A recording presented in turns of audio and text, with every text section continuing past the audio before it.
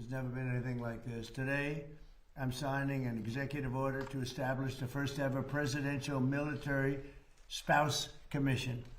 It'll be chaired by Jennifer Hegseth, the wife of, and highly respected wife, I may add, of Secretary of War Pete Hegseth, both here. I also want to congratulate the new executive director of the commission, Desiree. So where's Desiree? Where are you, Desiree? You do such a good job. Desiree Thompson-Sale, along with new commission member Christy Mullen, wife of Secretary of Homeland Security, Secretary Mark Wayne Mullen. These are outstanding people, everyone, male and female, outstanding. The commission will also include the spouses of our wonderful service secretaries, the spouses of the Joint Chiefs of Staff, and the spouses of their senior enlisted leaders. And we have some incredible talent. And I won't tell you, these spouses, I've looked at educationally and every other way, they're amazing. We're also pleased to be joined by Secretary Hegseth and the Chairman of the Joint Chiefs of Staff, General Dan Kane. Thank you very much, Dan. America cannot have the strongest military in the world without the love and devotion of our remarkable military spouses who make the extraordinary sacrifices for our country. They really are extraordinary. Many military spouses spend months separated from their loved ones while our heroes are deployed overseas. Military families also endure frequent moves and other unique challenges, and the challenges are legendary. They write books about them. This commission will provide recommendations for improving the quality of life for military spouses so that we can better support both our military families and the entire United States Armed Forces. The commission will develop suggestions to address particular challenges in housing, employment, healthcare, education, childcare, and just about everything else you can think of. We've never had this opportunity. We're doing it now because we've done a lot for our military. We love our military. Every day our administration is fighting to give our military families the support they dearly need and they deserve. As part of the great, big, beautiful bill, we provided hundreds of millions of dollars for military child care and improved housing on military bases. It's being built, much of it's being built right now. Last Christmas, every service member received a warrior dividend of $1,776. Think of that. I wonder where we got that number. It's actually $1,775. The number worked out to be 17. I said, if you add $1, we have 17. That was one of my genius ideas. We have 1776. But that was a great thing, and we've given it every member of our military hard-earned pay raise. We've also given the pay raise. The commission will help ensure we continue to give military spouses our very best so our military can continue to be the strongest military anywhere in the world, and we're proving that. As you know, we had a conflict with Venezuela, worked out very well, and we have a conflict with Iran, and that's working out very well, very, very well. So now I'd like to ask Jennifer Hegseth to say a few words, followed by Pete, General Kane, and then I will sign the executive order putting this into play. And it's an order that's long overdue as far as I'm concerned, like by decades. And we're going to do a real job with it. And Jennifer, if you will, please. Well, Mr. President, you have been a champion for the military, and we are so grateful for that, and that continues today. And like you said, these are generational issues that are long overdue to address. And we have the most amazing women here who have decades of experience as military spouses themselves to take a look at it. There's really nothing we're going to find that they haven't experienced. And so between what they've experienced and what they know, we're going to really tackle these things.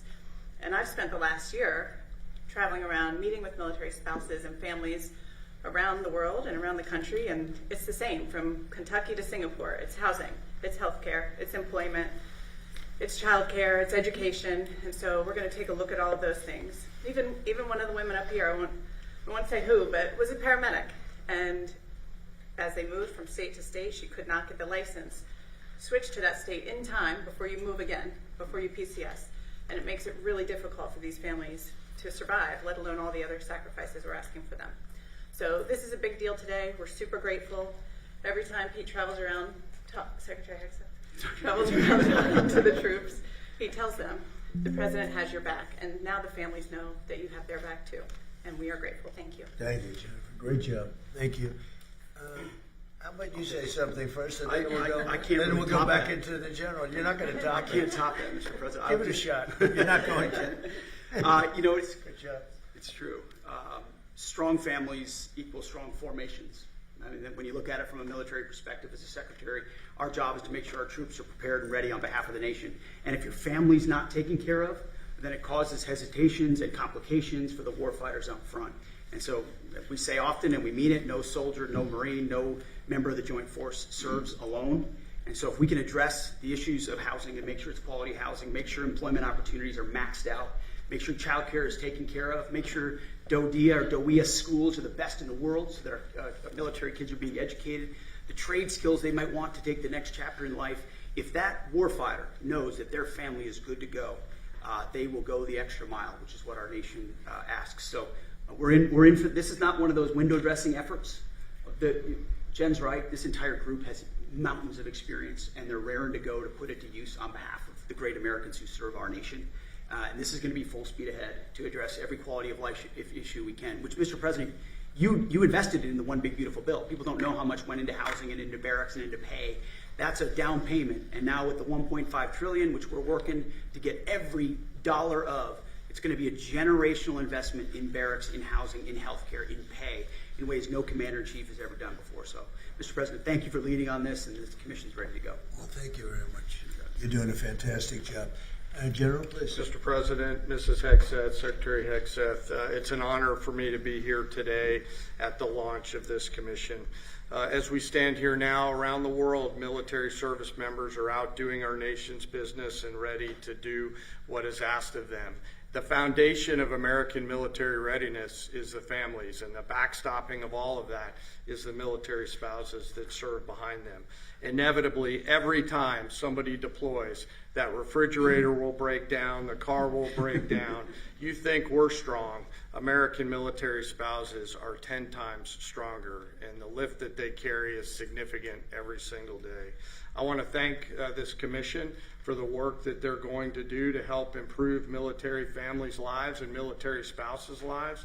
It is a critical enabler for American warfighting capabilities. So to all of you here and all the work that went into putting this commission together, thank you, and Mr. President, we're honored to be here today.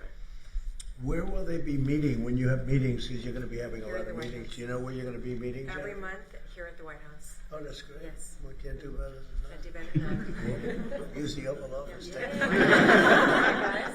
Would anybody like to say anything? Maybe Desiree, you could start, and then if you want to say anything, great time to say it. Please, Absolutely. Desiree. Well, I'll just be really short. It's a pleasure for me to serve as the executive director of this commission. I think it's a long time coming. It's a little bit of a pet project out of my office, simply because we have the Chief of Staff of the Air Force's wife that has been inspirational for this. She's a 41-year spouse. But collectively, this group has over 400 years of experience as an active duty military spouse. 400. And they've probably moved about 300 times. So if you can imagine that level of experience coming to this commission and solving real problems for the future of our military spouses and families, it's just an incredible thing that you're doing, President Trump, actually asking them to solve these problems and give you good recommendations, and we're happy to help them do that. So, you know, we have Desiree's been with us for a long time, and she's directly and indirectly done what she's doing for a long, long time, covered numerous presidents, and she basically responds to the public when the public, they send things, sometimes they send gifts. Actually, it amounts to millions of dollars in small money. And I said, well, what happens to that money? They send it back, or they do charitable work, but it's literally millions. They send it to me. I should be able to get it. She won't give it to me. I should be entitled to it. No, but they send it to me as just a gesture. But they write thousands and hundreds of thousands of letters, and she's got a staff that's all volunteer. And I have one question. How do I compare in terms of response with other presidents of the past? No comparison, sir. Is that good or bad? No, it's good. Actually, it's very good. It's very good. Yeah. We do okay? You do great. A little more than Sleepy Joe? 100% A little bit more? Yes. I think so. Thank you. Thank you. Does anybody have anything to say, or a question, or statement? Would you like to make a statement? Yes, Can please. I just say, I'm so excited.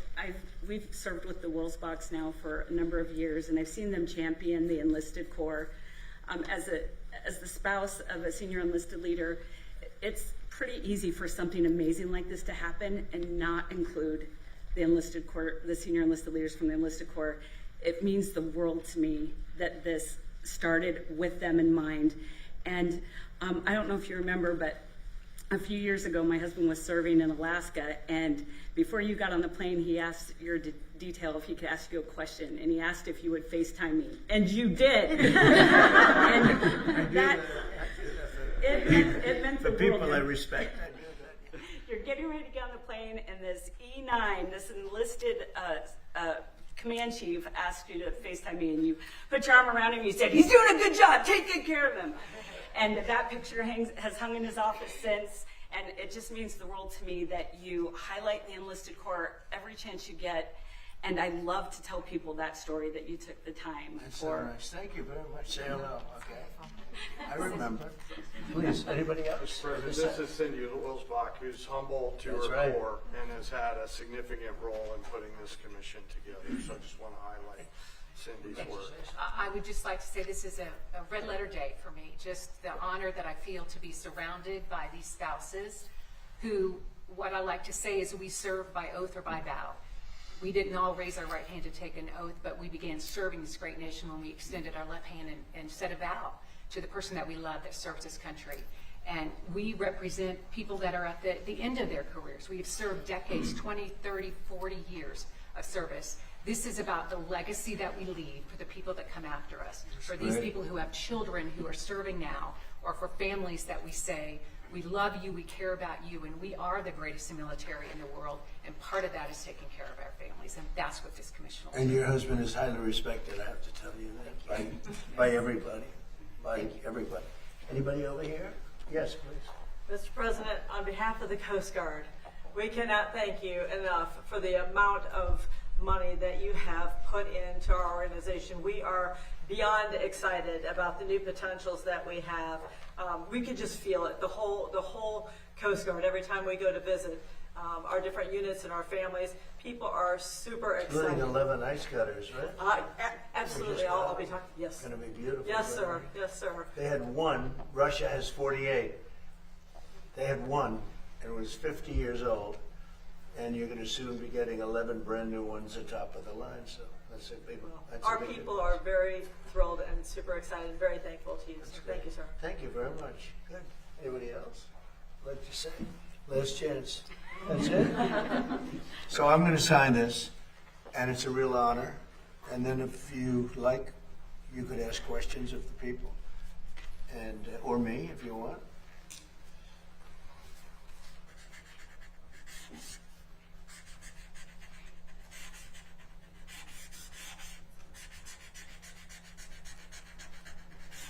Okay, that's a good one. So I wouldn't want a bad one on this topic. Some are good. You know, we rate them from 6 to 10. 6 is usually when I'm standing up holding it. You can't do a very good one, but that's a 10. So you deserve a 10 too.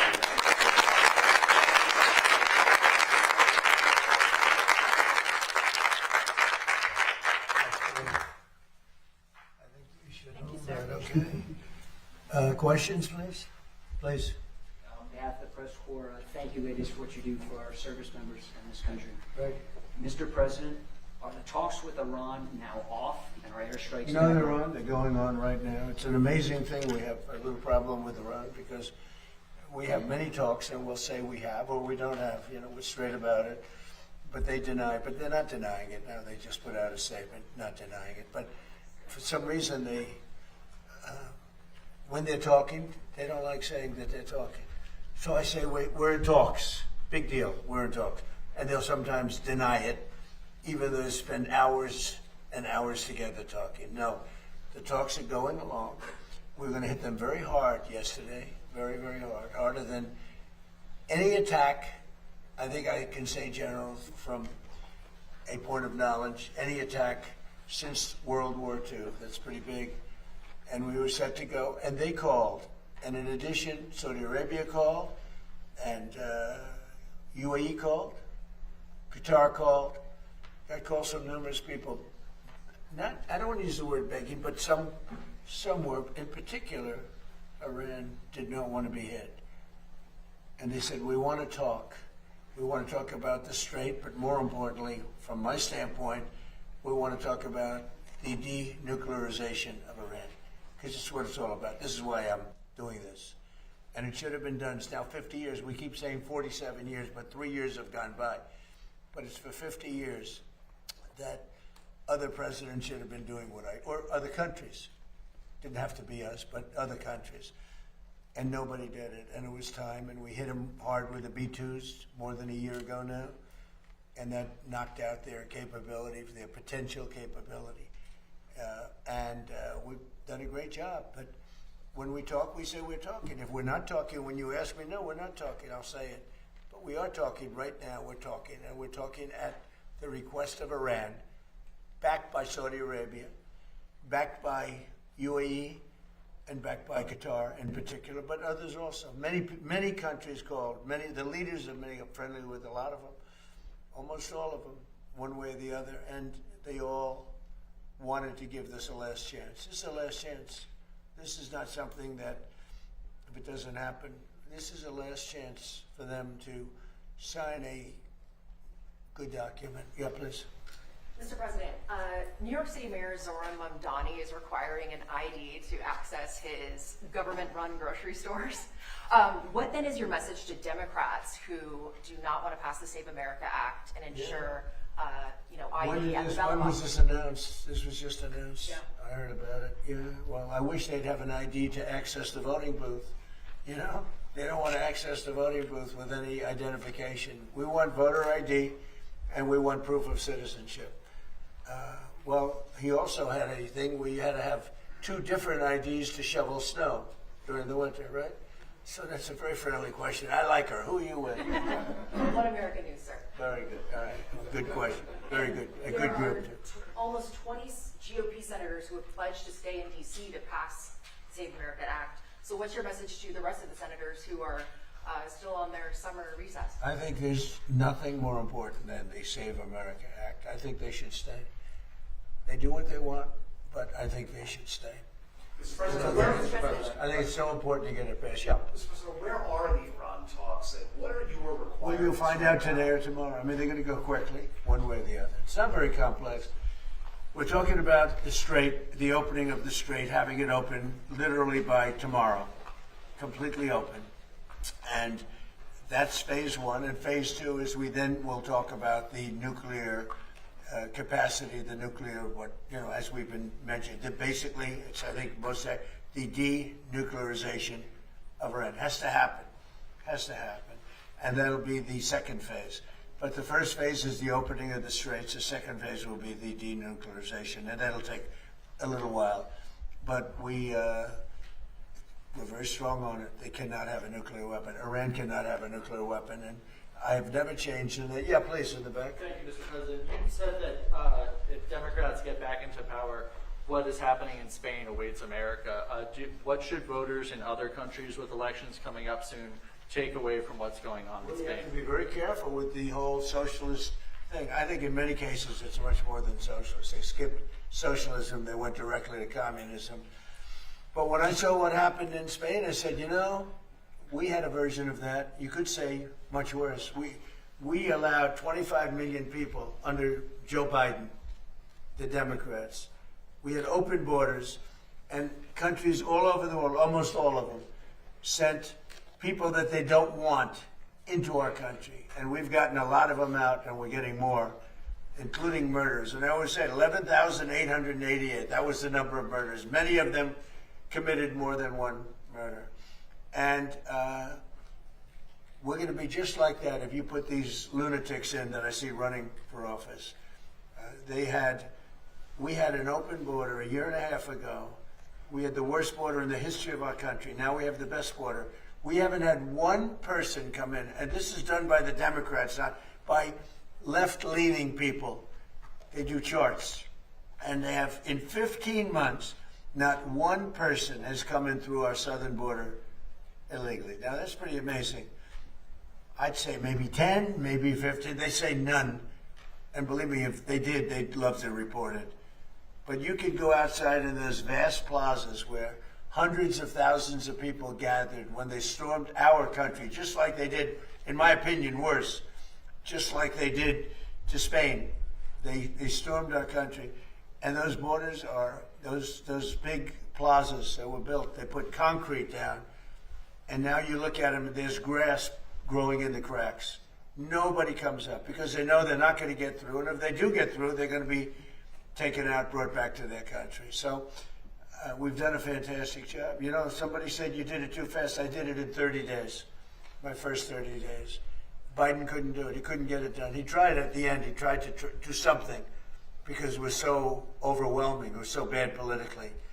But we did it in 30 days. Somebody said you should have taken a year and a half or 2 years completed because everyone forgets. Even my speechwriters, they say, sir, nobody wants to hear about the border anymore. You've done it. It's an incredible job you've done, but nobody wants to hear about it. I should have taken a couple of years to do it because, and it actually was, the public has about a 2-year, people do, they have a 2-year memory for certain things. They have a 2-week memory. I may have gotten elected, certainly partially on the border, and because we did such a great job, it was a long time ago. I did it twice. I did it in 2016 when it was bad, but I did it this last time when it was really bad. It was, Steve, I would say many, many times worse than it was in 2016. 2016 was bad, but what we just had a year and a half ago, that was the worst border maybe in world history. There's not a third world country that would have allowed that to happen, with people coming in from prisons and people coming in from mental institutions and people forced in by government, because these are the people that those governments, those countries, I know them all, they didn't want. And they walked into a country totally unvetted, totally unchecked. Not anymore. Nobody comes in. Except if they come in legally. Yeah, please. Thank you, Mr. President. Yesterday you were I'm with the Washington Examiner, sir. Good. You're doing good. They've been very nice to me. You were asked yesterday whether Representative Max Miller should resign from Congress over the allegations, and you said that you'd have a look at it. Have you thought about that? And also, do you think that It's a very sad thing. I know Max. He's a good person. I mean, I always thought he was a very good person. And I'm going to let the families figure that out. You know, those families, I know they're working on it. It's a very sad thing, especially when you know somebody so well, to be going through that.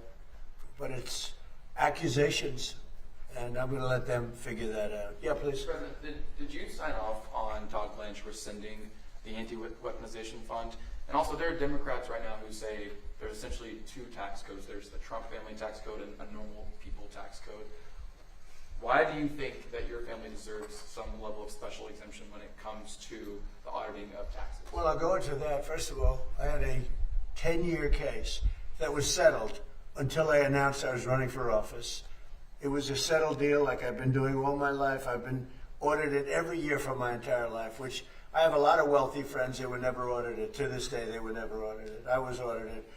And my deal was settled. In writing, it was settled, subject to final approval. Then I announced I was running for president, and all they did was haunt me with it. They ended the settlement, and they went after me illegally. And they did a lot of bad things to me like they did to other people. And I was treated very unfairly by the IRS. It was weaponized against me. Think of it. I had a case this is a 10-year-old case. And it was settled. It was done. The case was over. I announced I'm running for president, and they terminated the settlement in Washington. And they went after me. And what they did here was very, frankly, if you talk about reparations or if you talk about payment, what they did to me, I had a very good case against them. So this was a case that was settled, that when I decided to run for president, right at the beginning, this is a long time, it's been going on for a long time, they terminated the settlement, which is something that never happened before. We have letters from the biggest law firms in Washington saying that this case is nonsense, just like the Russia was nonsense. They weaponized government. And so That's that, and most people understand that. On the fund, these were people that were treated unbelievable. 22 suicides, more than that, I think. Look at Ashley. Look at so many other things that happened. These people were treated horribly, and this fund could have given them some solace. But it happens to be very popular among many quarters, and I don't participate in that fund. I was certainly treated badly. I don't participate, but I thought it would be very fair for people that spent years in prison, people that were treated so badly, for in many cases people that did absolutely nothing wrong. So I view that fund as a positive, and a lot of Republicans do too, not so many Democrats. And it's not only for that, it's for other things too. People that have been treated unfairly, that have been weaponized by a corrupt government that we had with Obama and that we had with Biden. You had a corrupt government with both of them. Mr. President, did you sign off on Todd Blanche rescinding? I didn't look at it. All I know is that Todd Blanche is great. He's going to do a great job. Everybody knows it. And I understand there's been a sign-off. But I don't know what they agreed. I think Todd Blanche agreed to reconfirm things that he's already said. And what he said was okay. Can I ask, Please, go ahead. Other avenues you'd have supporters get paid potentially if it's not the anti-weaponization fund? Is there another way? Who you with? I'm with MS Now, sir. You who? MS Now. MS Now? Yes, sir. What a terrible show that is. They have the worst people on that show. Are there other avenues that you want to see people No, paid? there's no other avenues that I know about. Go ahead. Mr. President, on the Iran talks, MS Now. It's the failed MSDNC, right? They failed. They gave it a new name. You know why? Because nobody watched it. Go ahead. And fewer people are watching it now. on the Iran talks, is there discussions, is Iran willing to return to a fully free navigation of the strait? Is that on the table? Say it again differently. Would Iran be willing to return to fully free navigation of It the has to strait? be. I'm not going to let them charge. Would you If anybody's going to charge, we'll charge. We're the one that has total control. We have total control. You know, we have a thing called a blockade with his Navy. And that Navy is, they call it a wall of steel, the United States wall of steel. And no, there's not going to be charging. We're not talking about charging at all. There won't be charging. Yeah, please do that. Mr. President, you said last week that illegal immigration... Who are you with? GB News. You said that illegal immigration is killing the UK. Nigel Farage today has proposed the use of the Royal Navy to combat small boats crossing the Channel. Do you think that European nations, including the UK, should be using their militaries to stop illegal immigration? Look, you have to stop illegal immigration in Europe. I know Europe better than anybody, better than the people that run it, and have great relationships. Two things are killing Europe. Number one is immigration. Number two is energy. Like the UK, when you look at the UK, they have one of the best energy fields in the world, North Sea oil. Now, I think your new prime minister is going to actually open up from what I hear, I spoke to him, and he sounded terrific on this subject. But you open it up, you'll be a wealthy country. You keep it closed, you're going to be a bankrupt country, which is what you are now. Essentially, you're a bankrupt country. You have one of the greatest energy fields, the North Sea oil, one of the greatest fields in the world. You know, the UK buys its energy from Norway, who gets the energy from the North Sea, from not as vibrant a part of the North Sea oil was. You're sitting on top of gold, better than gold. And you don't do anything with it. It doesn't work. You don't allow the oil companies in, and it doesn't work. And I spoke with your new prime minister. I was very impressed, and he sort of indicated to me, I said, look, you can be a wealthy country or a bankrupt country. You have your choice. Not every country has that choice. Almost no country has that choice. But in the case of the UK, Scotland, I'm talking about Scotland, right off the shore, in Aberdeen, Scotland. Aberdeen was the oil capital of Europe for years. And then one day the Liberals got in and they closed it. And your energy rates have quadrupled. You have among the highest energy prices in the world. You could cut them in half. You could give away free energy if you'd open up the North Sea. And it's good for another 500 years, maybe more, probably 1,000 years. Has our new Prime Minister restored your faith in the leadership of Britain? Has our new Prime Minister restored your faith in the leadership of Britain, or do you think it's too late? Look, I think we're going to have a very good relationship. We'll see. I'm not going to tell him how to run his country. but I can tell you, immigration is an incredible problem for Europe. You're allowing people in that in many cases are not going to help you. I'm going to be nice. They're not going to help you. And the people that are there, people from your country, people from other countries that have been there for a long time and did a great job, beautiful place. And look, I love it. You know, my parents both came from Europe indirectly. So a German, Scot, and you know, it's like one of those things. It's very sad. When I see what's happening to Europe, it's very sad to me. But they have a problem with immigration. They have a problem with energy. You have windmills all over the place. Windmills, you lose your shirt. Any country with windmills is a loser, okay? You just have to look. If they have windmills, they're a loser. Because you lose money with windmills. Yeah, please go ahead. Thank you, Mr. President. Go ahead. Who are you with? John Fredericks Media. Yeah, that's right. Original name. What was your name before? John Fredericks. Go ahead, John. Where, Mark? Two domestic questions, sir. The first one is Exxon and Chevron, integrated all U.S., just announced record profits second quarter. Unbelievable. For Exxon, for instance, 14 billion highest they've had in over a decade. For Chevron for the quarter, highest in history. On the By backs, 12 times. On the backs. You saw that? Yes. I mean, it's unbelievable. On the backs. I don't like it. Workers paying higher gas. Is our... They're making too much money, okay? Based on a shortage, they're making too much money. I don't like it. And I should be the last one to say, because I'm a big free enterprise guy, nobody bigger. And, you know, you're going to see oil, when we're finished with Iran, you're going to see the prices drop through the floor. But they made too much money, too much money. Chevron, too much money. ExxonMobil, too much money. When you look at one company where they made 12 times what they made the year before, they're going to give some of that back to the public. And they better cut the retail price, the consumer price. Too much money. You're surprised I'm saying it? I'll say it loud and clear. I'm not happy about it. Go ahead. Go ahead. Just one. For those of us here that live in Washington, D.C. with our families, like I do, the renaissance of the city that you've been able to do in 18 months is incredible. Before I hope you heard it. Did you hear that, everybody? The couldn't renaissance of Washington, D.C. in 15, 16 months is incredible, and it is. It's clean, it's safe, and you haven't seen anything yet. We're replacing all of the grass that hasn't been replaced in the fields, all the beautiful fields where the grass is. You know, grass is like humans. It has a life. This grass hasn't been changed in 100 years. We're doing all the fields. We're doing most of the graffiti is moved. But the most important thing is it's been beautified. We did 78 monuments and fountains and waterfalls, and they went from being horrible, mostly graffitis, and most of them for 25 years never worked. They haven't worked. And it's a renaissance, like you use the word renaissance, but it's a renaissance. But the biggest thing is we have very little crime now.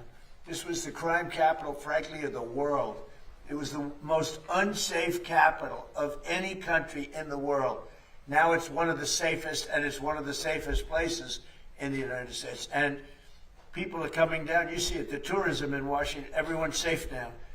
Nobody's getting mugged, shot. We used to lose 3 people a week, death. That's the least, it's 3 people in terms of death. 150 people a year were killed. They come down from Iowa, they come from Indiana. Mom, I'm looking at the Washington Monument. And they end up getting killed. You call their parents, I'm sorry. It doesn't happen anymore. We don't have that anymore. We're rough, but we don't have that anymore. Our military has been unbelievable, and they work very well with the D.C. police, but our military came in, the general people that we know so well, General, right? They don't play games, and we got the gangs out. We removed almost 5,000 people who were career criminals, who came in with Biden with the open borders, a lot of them, and they're no longer here. We sent them back to their countries. You've got to say, have you ever seen such a transformation? It's unbelievable if you live here. It's just, you don't want to go back. And now you can walk to work, you can walk to the White House. The people in the White House, they work in the, they tell me, sir, thank you. Or they're thanking me all the time. They used to have to take Uber, and the Uber would be robbed, okay? They weren't even saying. They'd go to a restaurant, and they'd feel safe in a restaurant, and then the restaurant would be robbed. Do you know the restaurants were all closing? And now you can't, if you're a restaurateur, you can't get a restaurant. You literally can't. The restaurants are booming. Crime is down 92%, maybe more. I want to get down 100%. You know, the greatest statistic, though, that you have is that 2% of the people create 91% of the crime. You can really handle that. And we moved almost 5,000 people out. They were criminals, career criminals. We moved that, or in some cases, they're in jail. In some cases, they were so bad, they came in through Biden. They're so bad, we don't want to move them out. We want to put them in jails because we're afraid they're going to come back in somehow. So I appreciate you saying that. Would you consider going to Congress if they come in and try to roll it back, the new Democratic mayor? And you had a mayor who's, I guess she's a communist. I mean, she says she's a socialist, but I guess she's a communist, basically what she says. But I have not met her yet. I look forward to meeting her. Would I federalize? Basically, you're saying federalize D.C. Yeah, well, I'm allowed to do that. Would I do it? If they want to, we took something that was in deep trouble.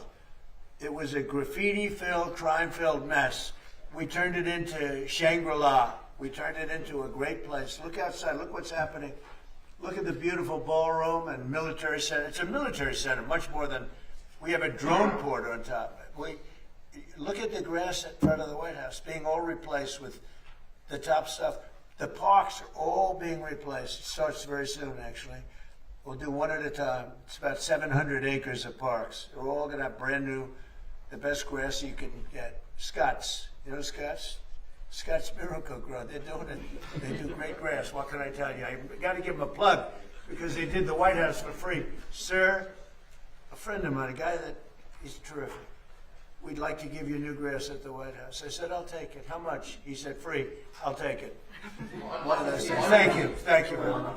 Mr. President, this is at least the 5th time you've turned off airstrikes against Iran since April to negotiate. What is your message to the American people who are wondering what has changed this time? Why should it be any different? Well, you don't know. I don't know. I think we're going to maybe get something, but I want to give them every last chance before decapitation. Very tough to do what we have planned, still planned. We'll see what happens. But it's a very, very tough thing to do. I think I'm very proud of the fact that I'll give people a chance. This is a big move. To do an attack that big on a country, I'd rather not do it. Now, we've already, through lots of large attacks, but they were normal large. Hopefully they'll come to their senses, because what happened cannot have a nuclear weapon, but hopefully they'll come to their senses. So they called me and they said, please don't attack, we'll make a deal. That's the real truth, and everyone knows it. And who wouldn't call? And they found out through leaks and sleazebags, a lot of sleazebags, leakers. Leakers should be put in jail. They have to strengthen up the laws for leakers. But in this case, leakers helped because they said the severity of the attack, and Iran knew it. They knew what was coming. It was going to come last night, and it would have gone on for a long time, and there'd be essentially very little left. There'd be nothing left. And if I'm given a chance to let a lot of people live, I want to give that chance. So I'm under no time constraint. I don't happen to be running, but a lot of very good Republicans are running. And you have a sick ideology taking place right now that, hopefully they'll be defeated because they'll destroy the country if they ever take over. But this desk is like a blocking desk. No matter who gets in. If it's bad, I block. And I'm good at blocking. If it's bad, if it's stupid things like the things they want to do, we want to get rid of the U.S. Senate. I don't like a lot of Senate, just to be honest with you. I don't want to get rid of the Senate. We want to get rid of the Supreme Court. They want to put now 21 or 23 people, that's the real, on the Supreme Court, or get rid of it. They want to get rid of the presidency. They want to have an appointed executive running. That's a communist thing, you know? That's a communist thing. These are sick people. And, you know, I said it the other day, and it maybe doesn't sound that important, but when a country goes bad, like look at the blue cities. What do they have in common, aside from massive crime? Much more crime. The Republicans have very little crime. But what do the blue cities have in mind? And also you can say this with nations when they go bad. The blue cities have something in common: crime, high crime, vicious, violent crime. But what do they have in common? They're all dirty. They're filthy dirty. Their streets are dirty. Their streets smell. Their storefronts are broken. Their trees are all gross. Everything about the place is dirty. And I don't want to mention any specific city. It's really all of them. But you go into these cities that are blue, they're crime-ridden and they're filthy dirty. They're like Washington, D.C. was a year and a half ago, with graffiti all over the place, with crime all over the place, with people afraid to be here. You had to be ashamed of your capital. Some of the most beautiful buildings built in the real time. Like you look at the Supreme Court building and they put graffiti on it. The most beautiful columns I've ever seen. In fact, our columns are going to be nicer at the ballroom. I said, I want the Supreme Court, but better. But you look at those columns, how magnificent, and then you see graffiti on the side of the building. No artistry, just bad people. But the one thing they all have in common, crime. The two things, crime, but they're disgusting. They're filthy dirty. The streets are dirty. They have people lying all over the street doing you know what. They're all the same. And this is what we're going to put in it. Not going to happen in our country. Go ahead, please. Yeah, in the back. When someone, me sir, or there? Go ahead. When a group, sir, when a group Well, loses, let him go there. I'm sorry. He was very rude to you, right? Go ahead. Who are you with? I'm with Real America's Voice, sir. Sir, when a group such as the Haitians lose their temporary protective status, how soon should they be bussed and flown out? Well, we had a big victory in court on temporary, you know, the protected status. And I largely leave it up to my people. But we've had people here for many years that they were here temporarily. You know, we had people coming in, and they've been here for many, many years. And they had a tragedy in their country. They had, sometimes it was storms, or it was, you know, it was hurricanes. And they come in and, you know, they're here for 12 years, 14 years. So something's got to be done. Yeah, please. Mr. President, on the oil, have you spoken to Janine Pirro about her decision to drop No, commercial? Janine Pirro made a mistake. There was vandalism. I just told you we did, I think, 78.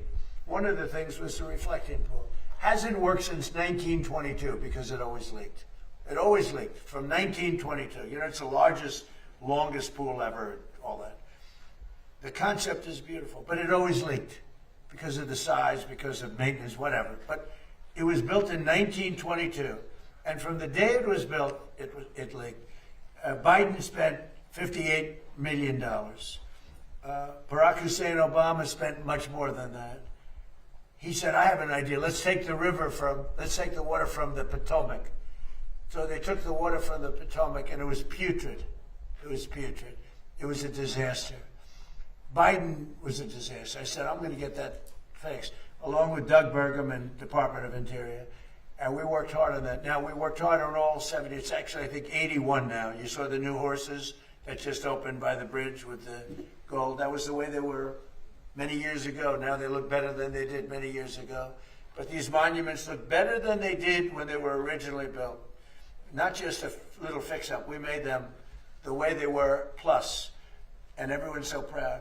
The biggest, one of the bigger jobs was, not really the biggest, believe it or not, but one of the biggest was the reflecting pool. And we did a great job. We sandblasted the stone outside. It was granite, so it has a long life. We did a great job. We got very expensive material to put on top of the surface that always leaked because it was stone. It was a stone surface. Always leaked. And we put it on, and it was beautiful. Now, we have photographs or tapes, like moving cameras, right? We have them where people are on the side, cutting it with a box knife. Was it? So now I'm not saying I was 100% thrilled with the contractor, but the contractor was rushing. We wanted to get it open for July 4th, and we got it done. But in addition, there was vandalism. Number one, look at the grass, where the grass was all knocked out with a very, very powerful ingredient that we know very well what it is. I'm not going to say the name because people get ideas. And they put a terrible phrase, I won't say that either, but a terrible phrase on a massive piece of grass that we had just replaced. Killed the grass. We had to replace the grass. A lot of grass. In addition, they took knives or cutters and they cut the material. It's material. And they put their hands and they pulled it. And there was also some maintenance things that we would have routinely fixed. But we had that up and it was perfect. And then you had the bubblers, which get rid of the what forms in the water. And that works great, but they turned it off because of the fight. Because it competed a little bit of noise during the fight. They turned it off. And it grows very rapidly in the water. But that actually works very well. And that's all. So now we're just about set to reopen it. And we had to replace cut areas where they cut it and ripped it. But there's a tape, and Jesse Waters, by the way, did a whole big thing on it. There's a tape that's out there that I posted on Truth, where you have people leaning over the side, the weakest part because of the flexibility. It moves. It's very complicated. It moves. And the softest part has to be flexible. And that's the stuff you can cut. And these guys knew what they were doing. And they cut all the way along the base. Cut, cut, cut. Now, when Janine looked at it, it was the day after the 4th of July with the largest fireworks display in the world. And the stuff was laying all over the pool, the fireworks, because they used the pool as one of the, and it was all over the pool. It was the day after, very shortly thereafter. But that was working beautifully, and it was vandalized. And if you look at the tape, now the tape isn't a great tape in the sense that it's a little hard to say who it exactly was. But it was people cutting this very expensive material, waterproofing material. Anyway, it looked beautiful. And then they cut it, and they vandalized. And we weren't necessarily thrilled with the contractor, but they did a job, and they were fixing any problems. But then it got carried away because the judge was extremely unfriendly to Janine. And frankly, I think she choked because the judge was really vicious. Instead of going after the people that did it, the judge went after her and went after her department. And I guess she choked. I don't know what the hell happened. Are you reconsidering her role? I don't know what. You don't. You're fake news. Don't ever talk again. You're fake news. One of the worst in the business. Fortunately, nobody watches you. But something happened. There was vandalism there, and there was some things from the contractor which we would fix. But it's almost complete, and when it opens, it's incredible. It's really incredible. But remember this: it leaked from 1922. It opened in 1922. They never solved the leak problem because it was stone, and the cracks with the stone. It's not stone is really not a waterproofing material. We essentially use a very high grade swimming pool type material, which was my idea. I was very proud of that idea. And by the way, I didn't know the contractor. Everyone said the contractor. I didn't know the contractor, but when it was completed, it was perfect.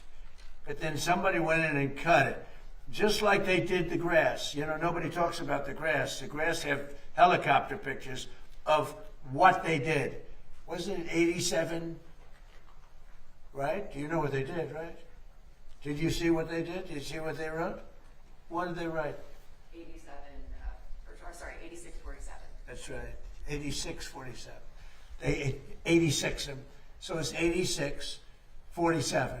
They didn't do 45. At least they left 45 out. But and massive letters on the grass, 8647. And nobody talked about that. That was vandalism too. We had to replace all that grass. It was a tremendous amount of grass. because when you hit it with this poison, it's acid. It kills the grass no matter how, you can't even clean it, even if you got there right after. It's very powerful stuff. I know it well. So, people did great damage to this thing because they're sick people. You know who's representing the man is a man from Crew, a sleazebag who's been suing me for my whole political, hasn't won, he's lost all the time. But Crew, do you know what Crew is? It's a third-rate operation that's supposed to be a charity, but it's not. They used it for political reasons. So we should be proud of our monuments, and we should be proud of our city. And you know, that was open before they did the damage. It was open. It never looked more beautiful. It looked like a mirror, and that's what it was supposed to be. It was a very dark color, because otherwise you don't see it, as a reflecting pool, and it looked beautiful. Well, it'll look just as beautiful. It'll be fixed and open over the next week and a half, 2 weeks. Were you rooting for in Michigan? One more, yeah. Were you rooting for in Michigan at the moment? Well, you have a very interesting group. Who I really voted for is Mike Rogers, because I think he's going to be a great senator. But you have a communist versus a socialist. That's the way I look at it. You have a communist versus a socialist. It looks like the communist is leading. We're talking about for the Democrat primary. But for the Republican, you have a very good man, and he should be able to win. Yeah.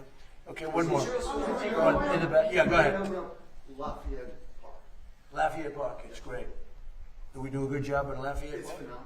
So Lafayette Park is right across from the other side of the street, and I made a donation of $10 million. That was me, personally. And it's unbelievable. It was so dirty and so disgusting. Like everything liberal becomes dirty and disgusting.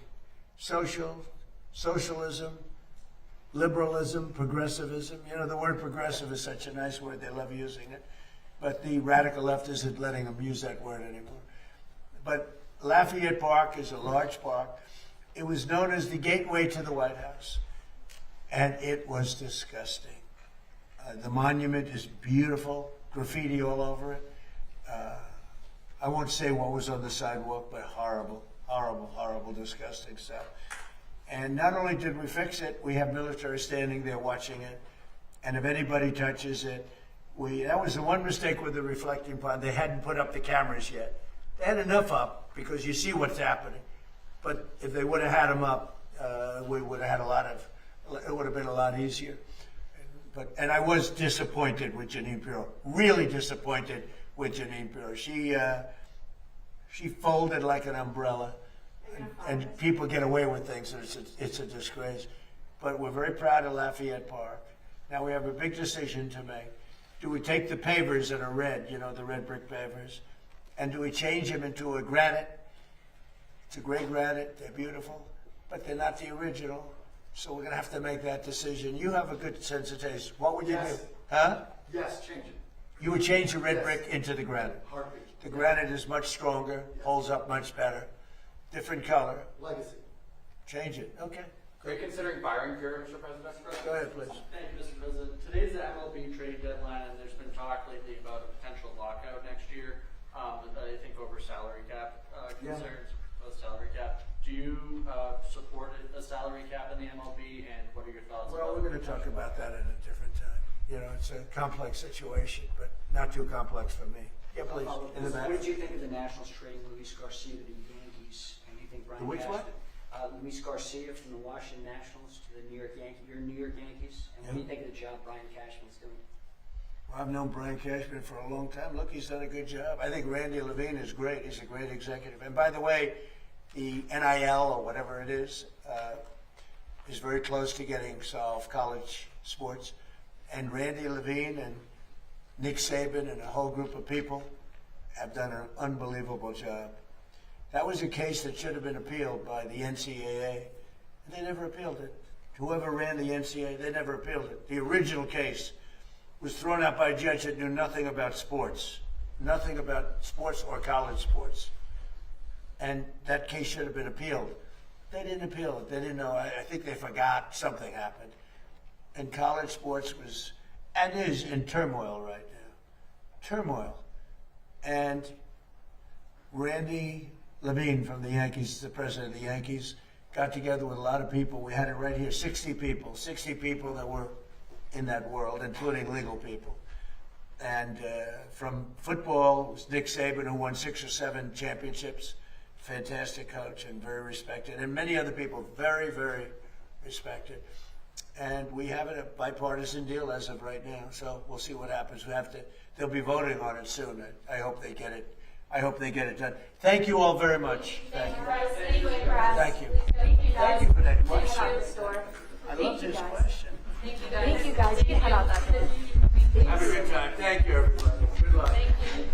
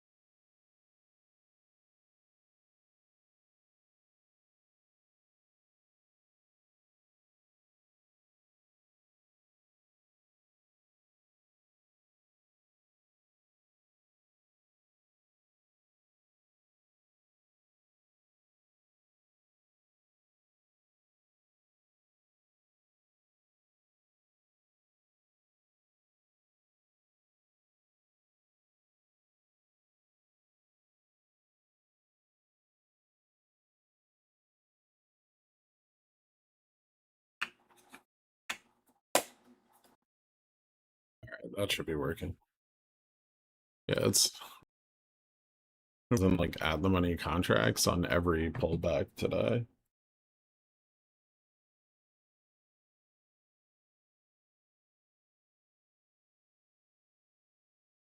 They need to hold 7,600 here.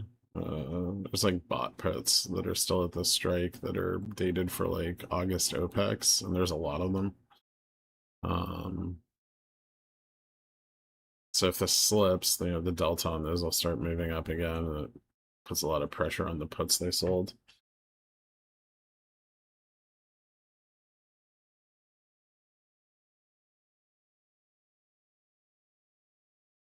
Give me 1 second. I'm gonna try to fix the lighting.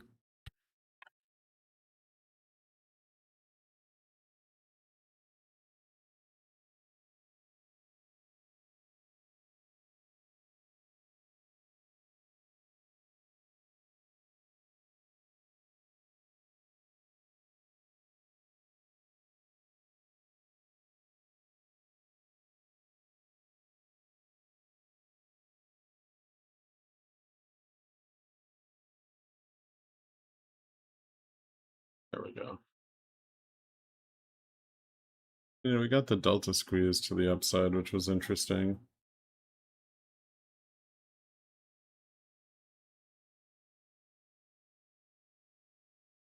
Better.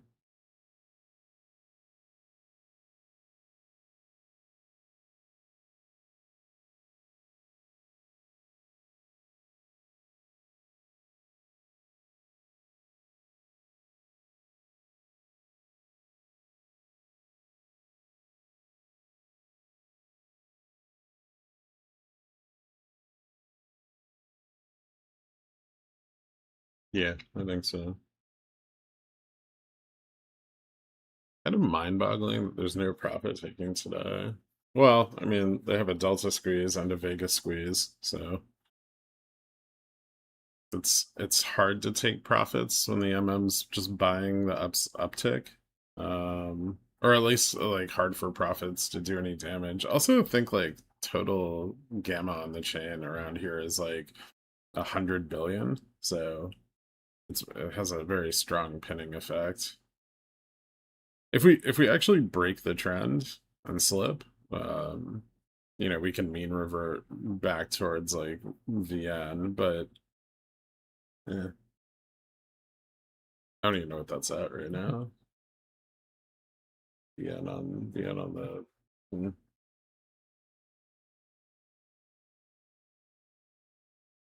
like 74.63, so it's going kind of way behind us.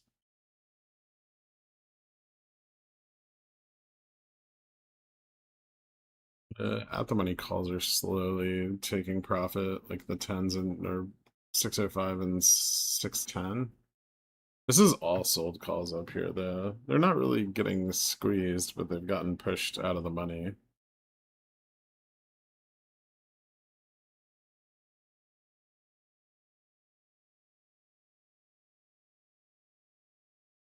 So yeah, if we lose 7,600, things might get interesting. We almost did before.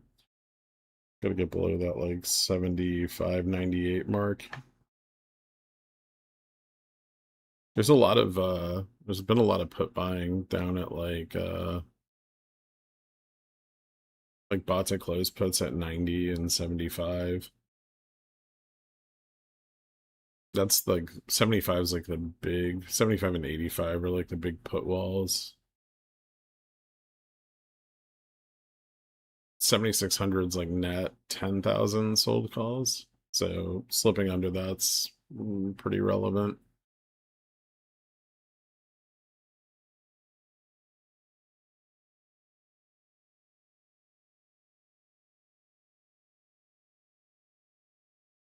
They're getting a little bit more bearish here, finally. I just wouldn't expect big downside moves. And like unless we slip like down into where like negative gamma expands, which is like down here, then you know we'll just keep snapping back up the positive gamma on every low.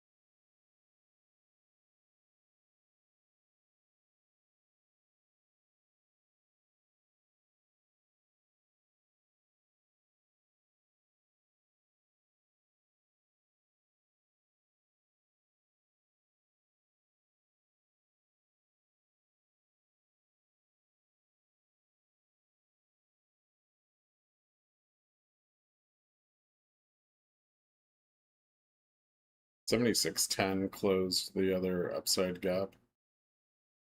So now the upside gaps on SPX are closed after the last high.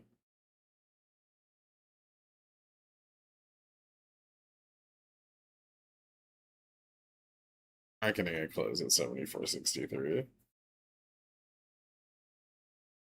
I missed an entry on a 75.30C at 75.25 because I forgot I sold some puts on stuff and didn't have BP for a minute. Very frustrating. That is annoying. I have call spreads that I like had for as like an upside hedge, and they're just like stuck deep in the money now.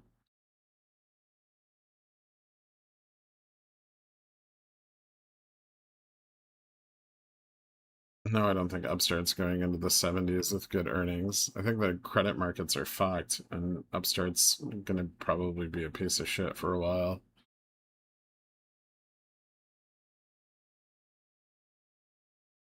US will not stomach that weekend gap for long. I mean, it'll stomach it as long as the leverage continues to pile up.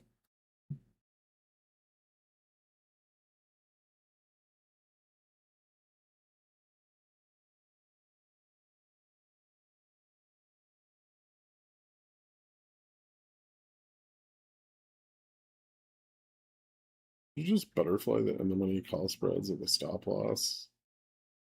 Sort of.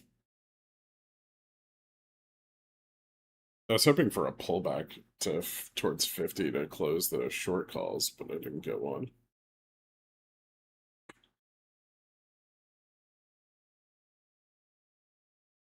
Just kept the short calls open, but I wasn't awake when we crossed 50. I was up like fucking all night dealing with my internet going out.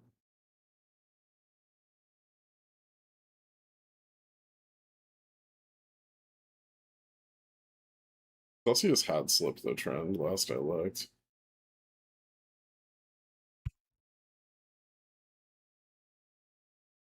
Regained it. Slipped it on the 24th. Back above it today.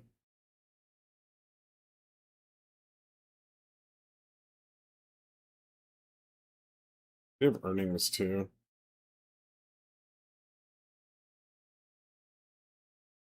Earnings are Thursday.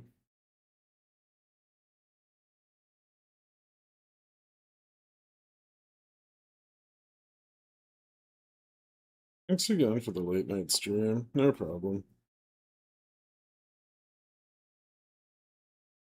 I ended up like having to record Vol Stars, and then I had like internet issues, and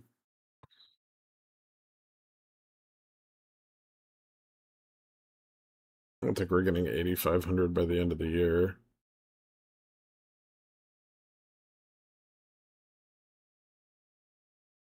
At least not with how we look right now. Positioning does not look great.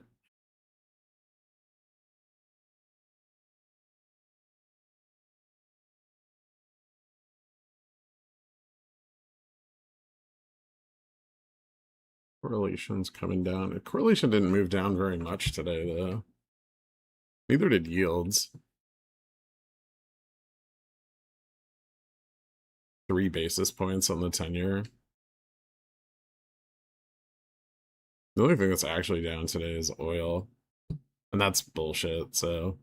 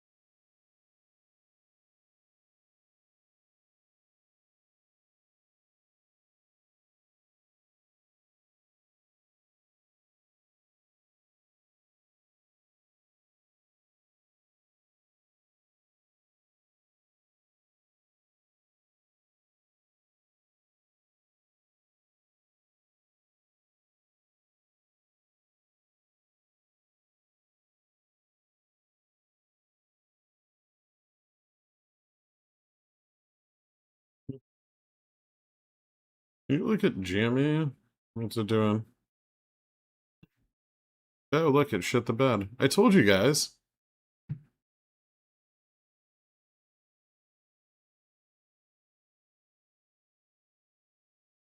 Down 15%. Remember that? Remember when I was like, GME's gonna shit the bed? Well, I mean, there's still room to go down to 15. Relax.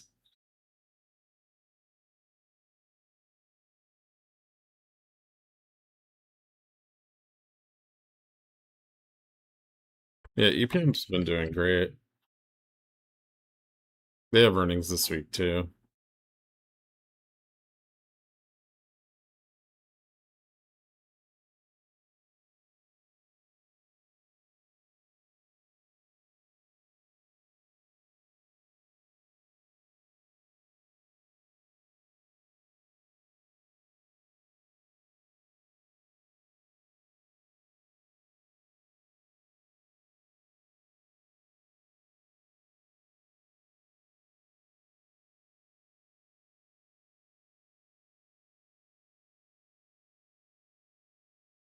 Negative beta on GME is getting wild. XRT correlation's been picking up too. So they're probably shorting the fuck out of it.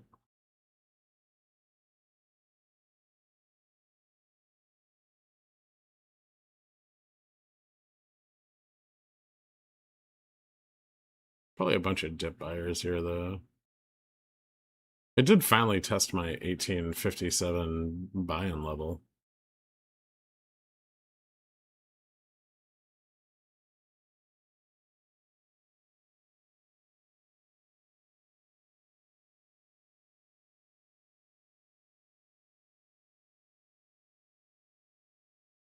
What reminds you of dries? But was there news on Jamie or what? I don't know. Cohen probably diluted again or something.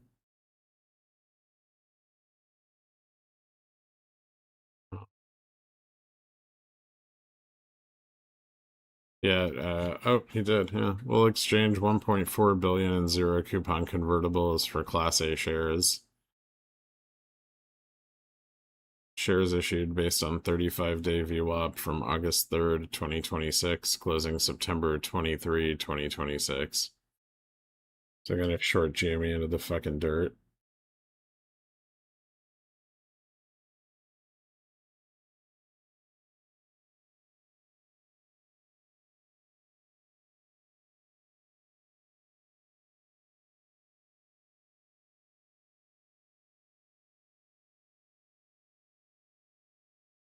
He needs that money to do business things. Yeah, because he doesn't have enough money to do business things. Don't forget they lost a shitload of money on Bitcoin, so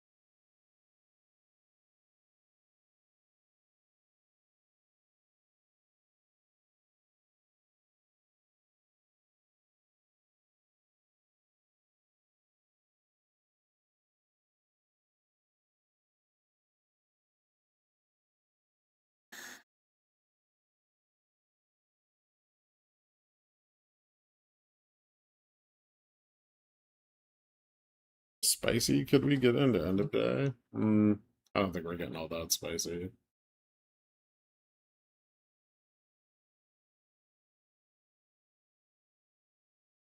I mean, back under 7,600 would be cool.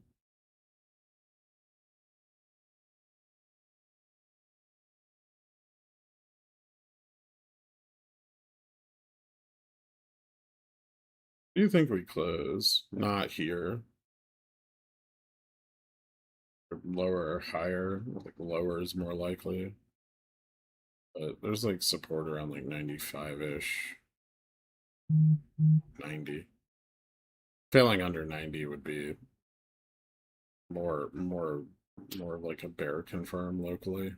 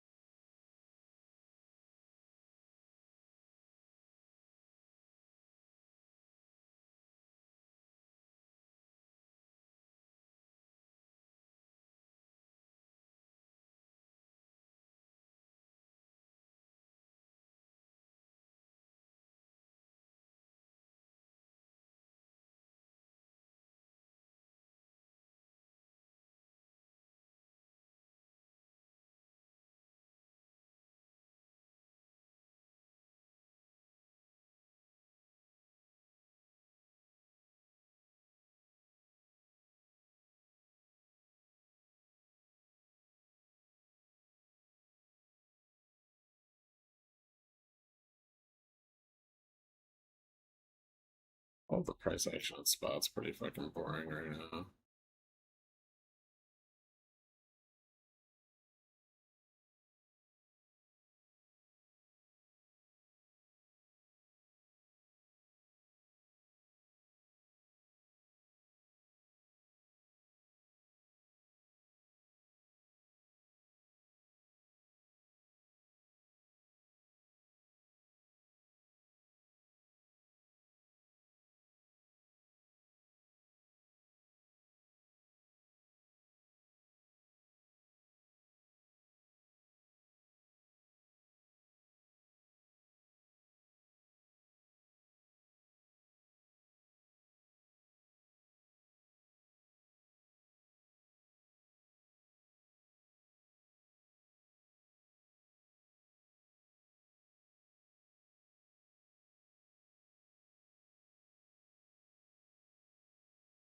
Some of the in the money calls are taking profit on this like move up right here.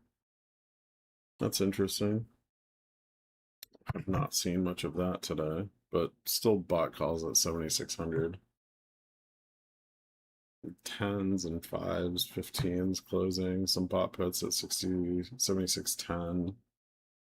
Profit taking on this 90, 85, and 80 bot calls.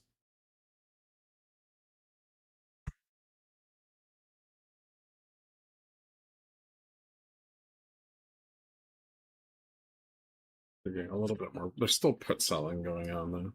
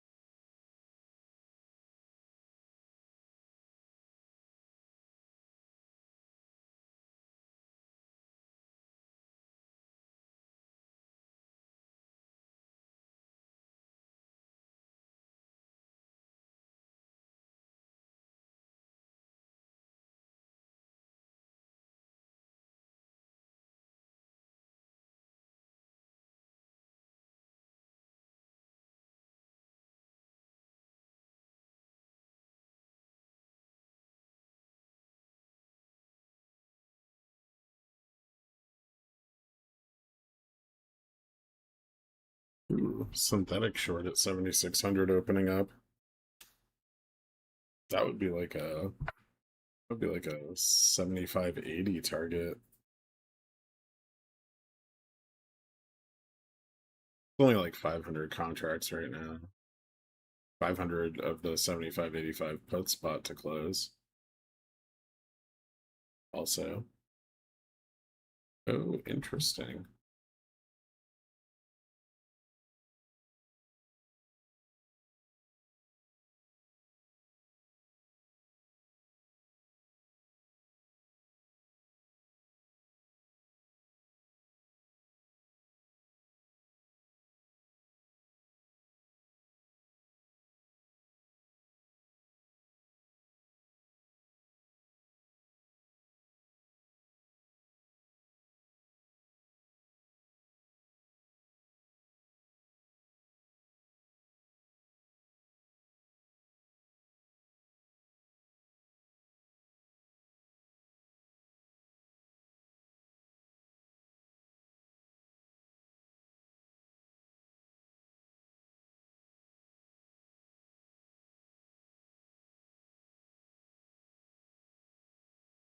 Hmm.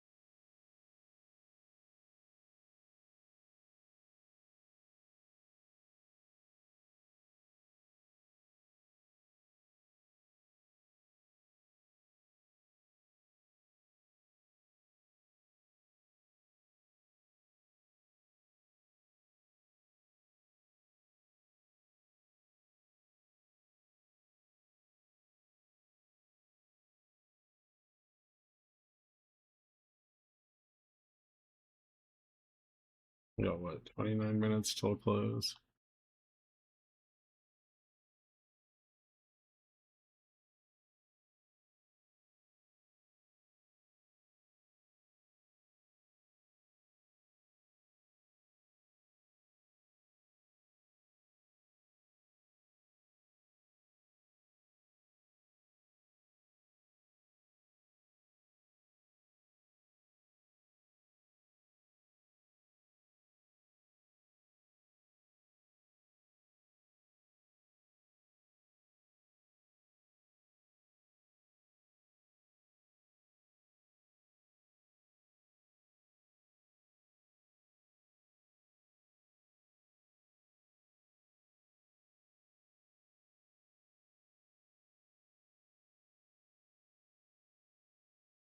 Still rolling over.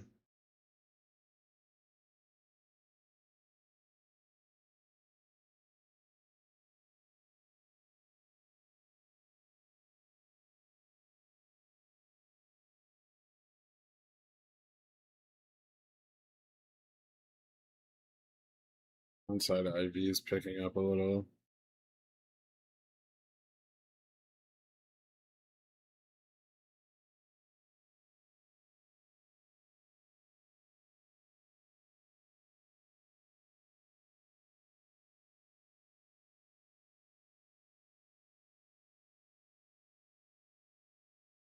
Let's see how Charm doesn't just keep us fucking pinned here.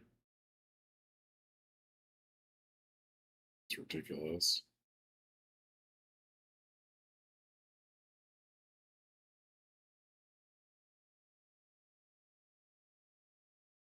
Yeah, Vana picks up a bunch under 7,600. Speed too. I assume that's what the Bulls are going to try to hold.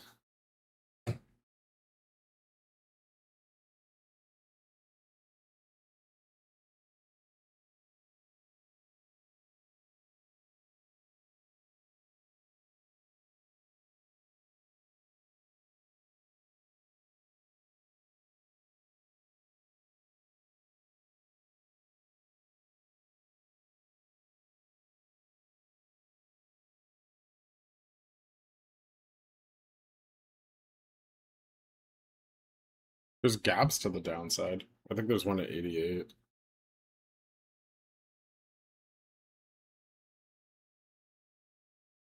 A lot of the 85 puts being about to close.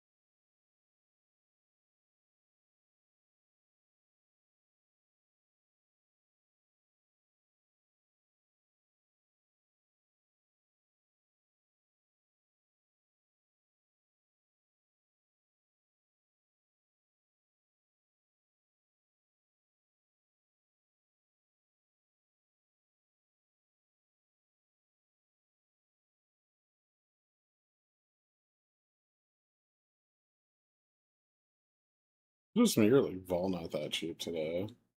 This is only down 1%.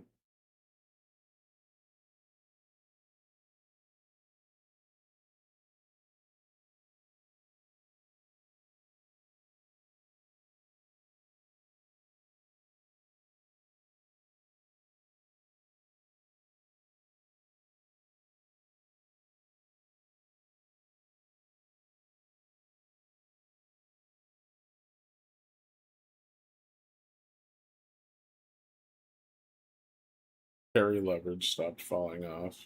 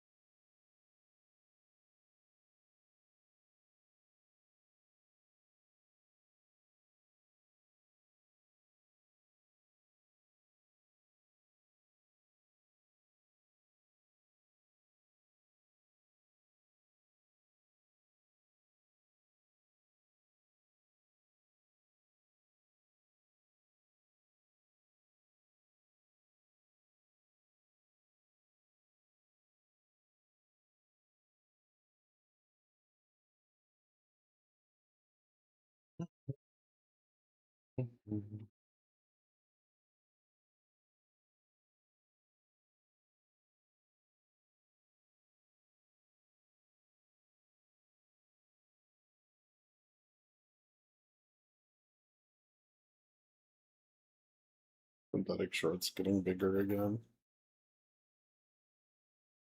Sold a bunch of puts at 95.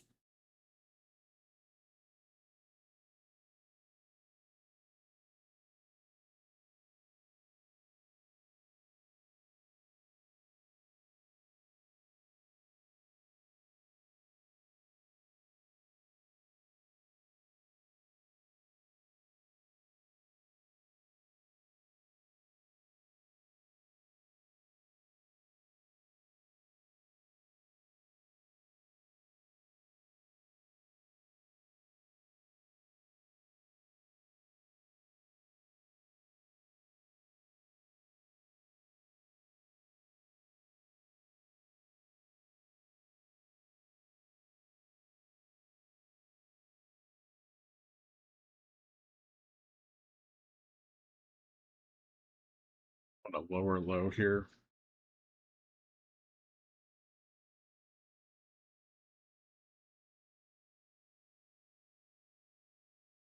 And then yeah, like 75.98 is the trend break, like the actual breakdown.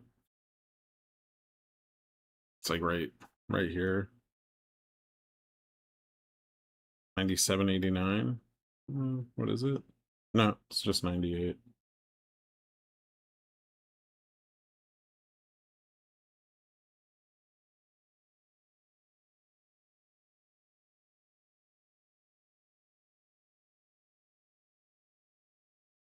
I need to watch 603 as well. 603 and 98 are pretty important, I think.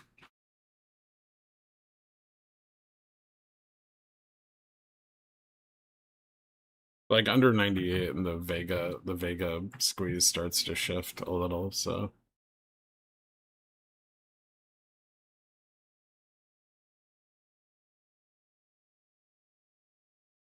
then MM's like shed Vega all the way back towards like 60, like Vega hedges all the way back to like 65, 60, 65, 65.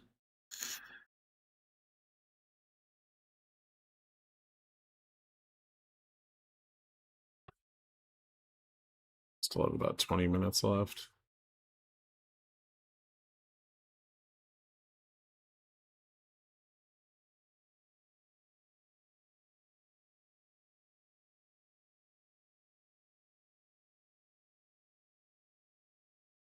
Downside gaps at 88. And I think that's the only one we left. It's like 20 cents.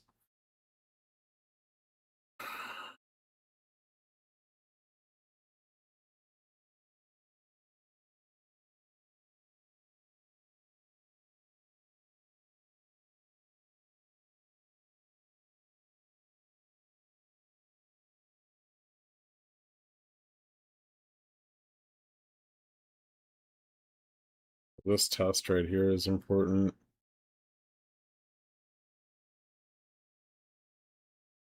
A bit of delta falling off. Not much though.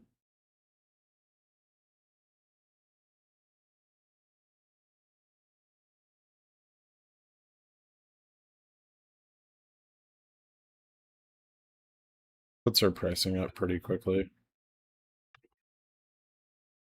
PCR is moving up too.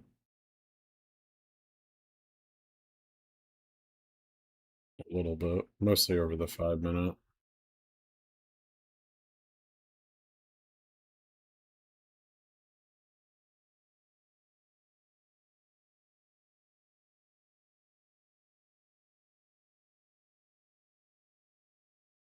We did fail the uptrend from under the gap.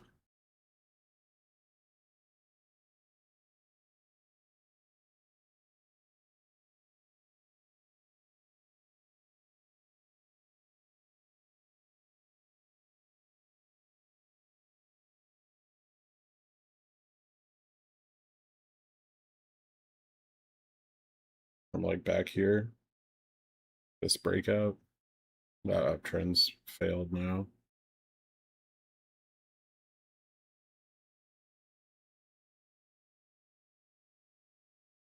Confirmed under 90, 98.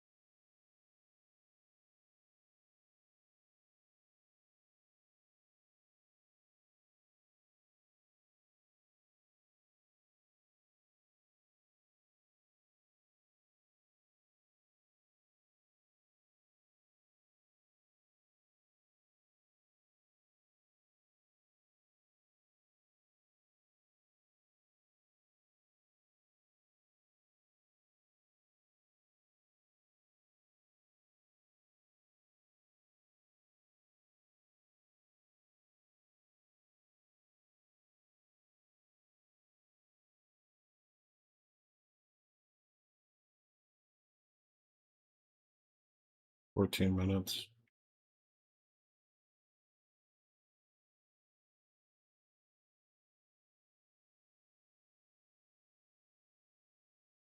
You think it would be cool to test 90?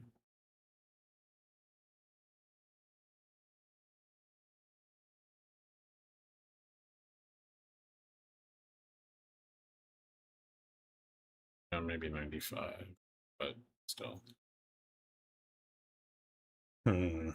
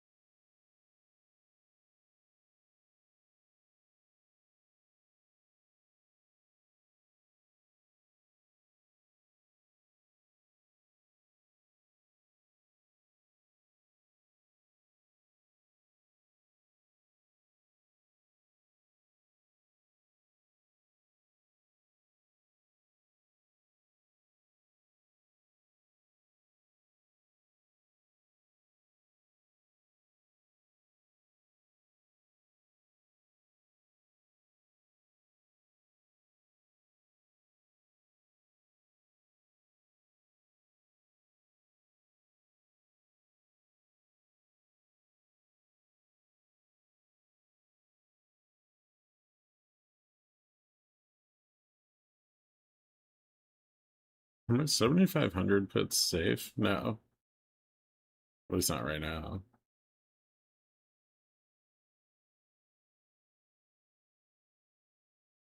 And the Strait of Hormuz doesn't open tomorrow, maybe.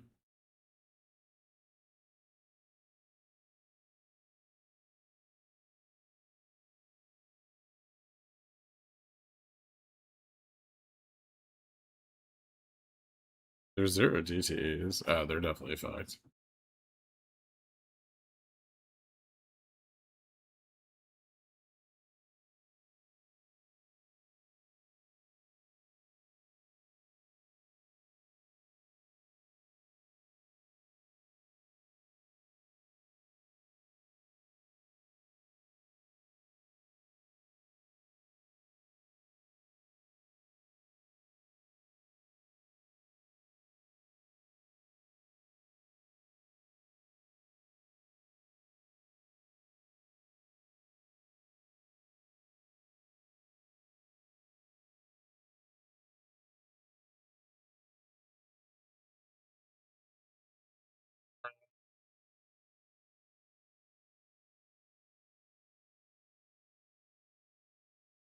Mostly.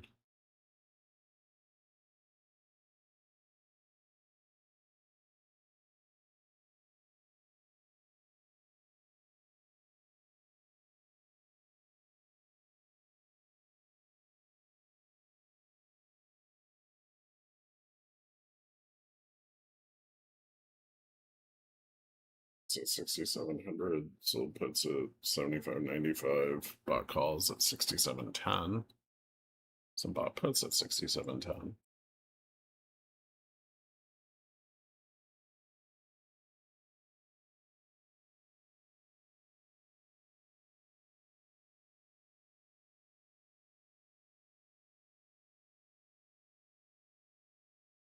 Headrest on your chair doing? Me now? I don't know. Fading in and out.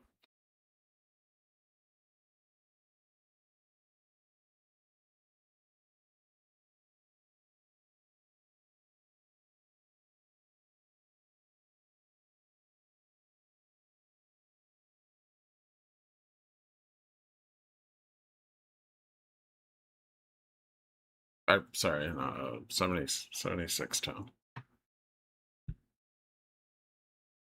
Hormuz is cloping. Yeah.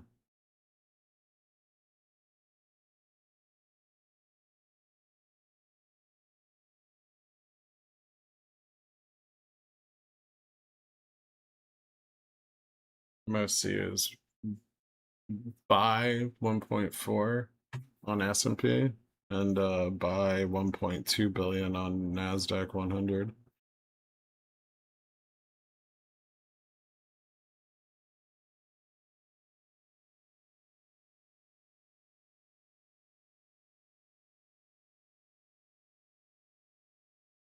Oil MOAS under close.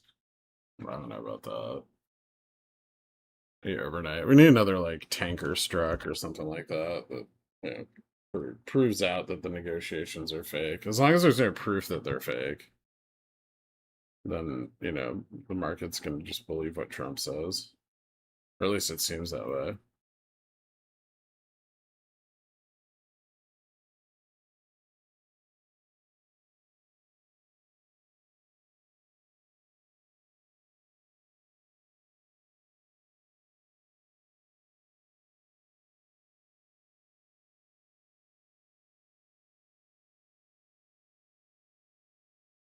Apple bleeding, like you said. Yeah.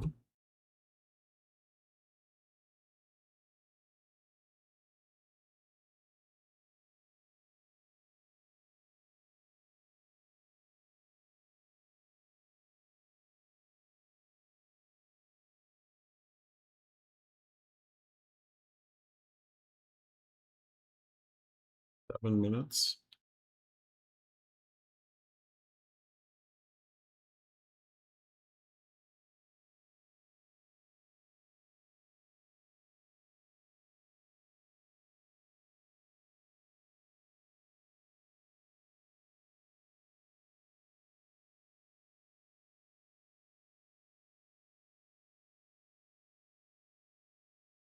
Close at like under 75.90. That'd be cool. Dump it. Woo. Or 598 is important here.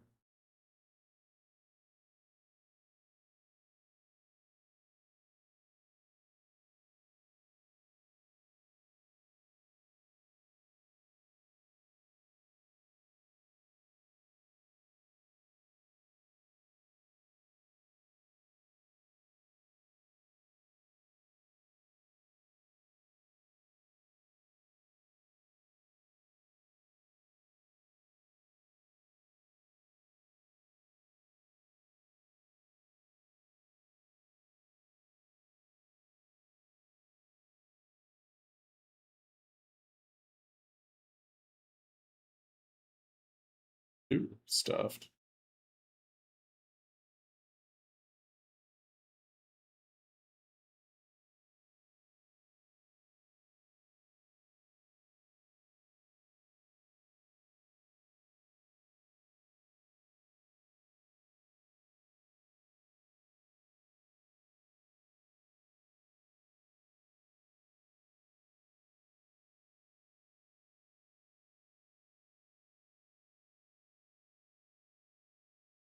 It's 98.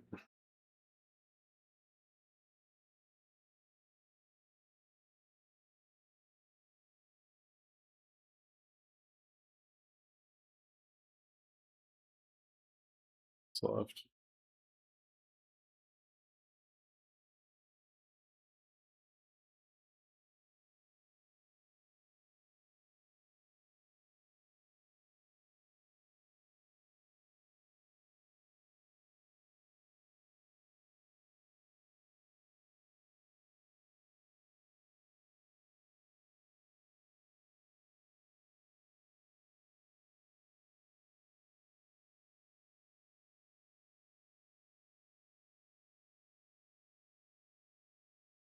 Left a gap to the upside at 76.04.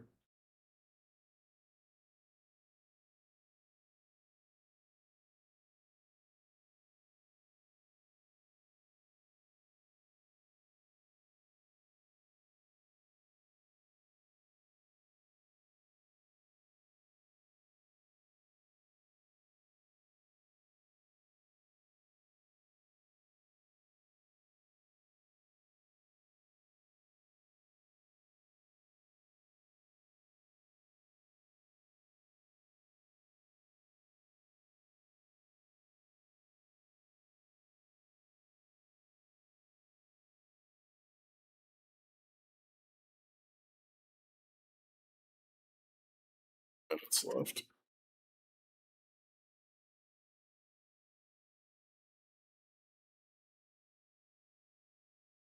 Bot puts at 7,600. Bot to close puts at 80, 70, but it's too close to the end of the day for those to matter.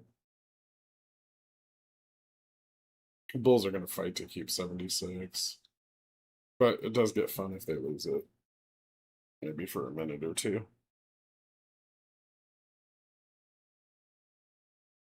You get the 98 test? A little higher. That's not great.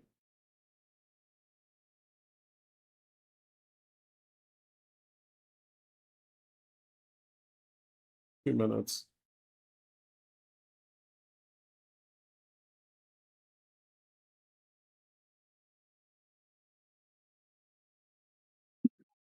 Lots of bot puts at 7,600 right now.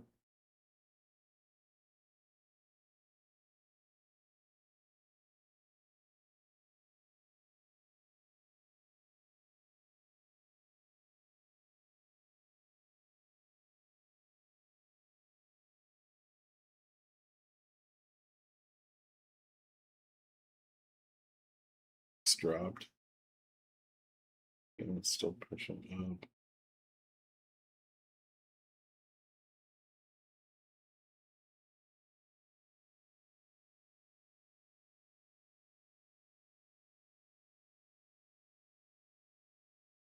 Not enough time.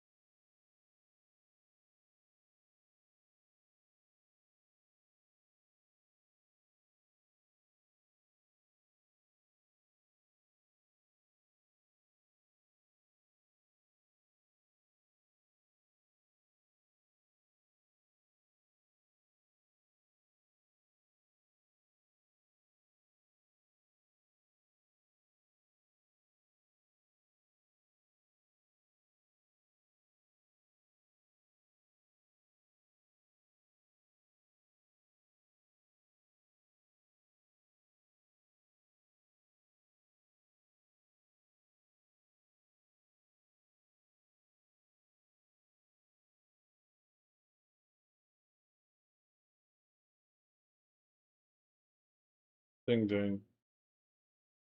Bulls get it or no?